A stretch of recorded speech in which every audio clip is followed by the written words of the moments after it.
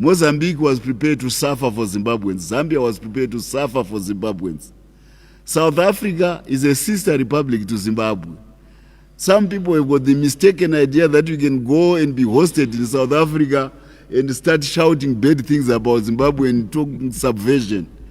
They've got a new comeuppance by South African laws. They are being told, not here.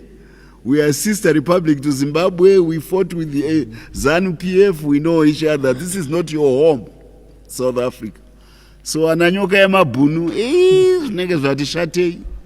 I hope it is a signal to others who are spewing hatred and vituperation and all sorts of unmentionable words about ZANU-PF and our leader.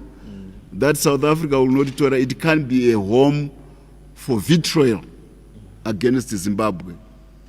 Maybe the social media can be used for more useful things than what Nyoka Yamabune and Geza and all the others have been using. South Africa is not prepared to tolerate that.